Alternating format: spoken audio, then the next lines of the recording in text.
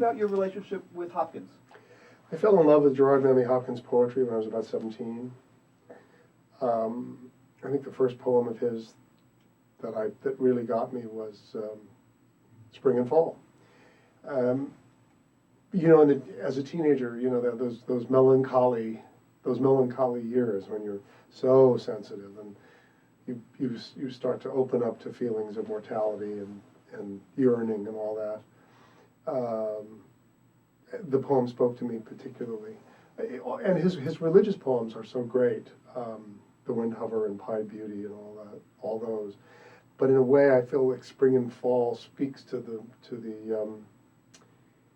that part in all of us that feels the pain of impermanence, and that the sadness we feel about the impermanence of things around us is just a reflection of how badly we feel about the impermanence of our own selves.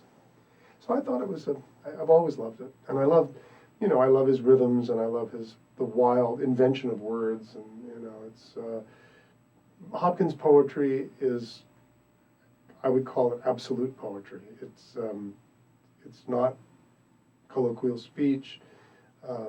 It's not dramatic speech.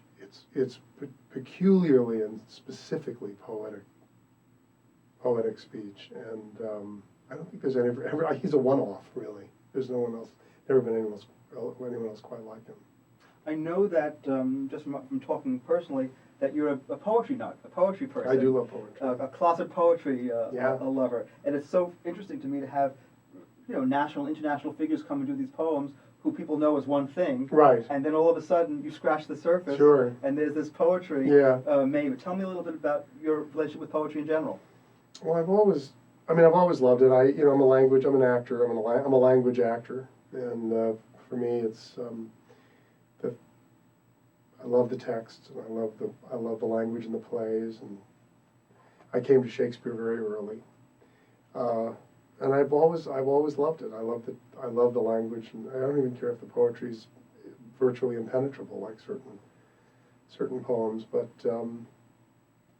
it's always been there for me. I'm a Keats lover, an Ashbery lover, and a Hopkins lover, and I love a lot. I mean, just a lot of, I'm a Norton anthology lover too. I can go from the front to the back.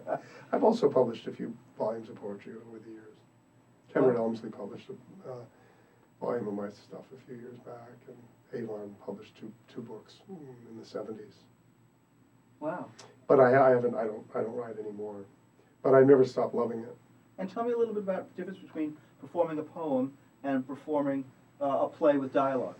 Well, you have to figure out who you're speaking to, or if indeed you're talking to yourself.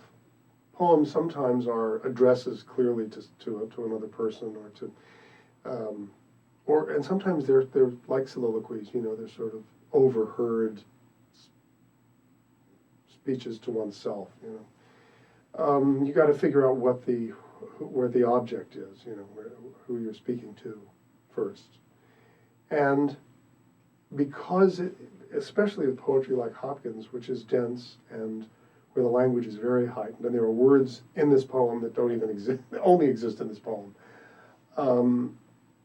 You have to take your time because we're not used to listening to poetry. Some things, we're used to listening to the news. You can listen to the news fast. And there was a time, I think, when people could listen to poetry much more quickly.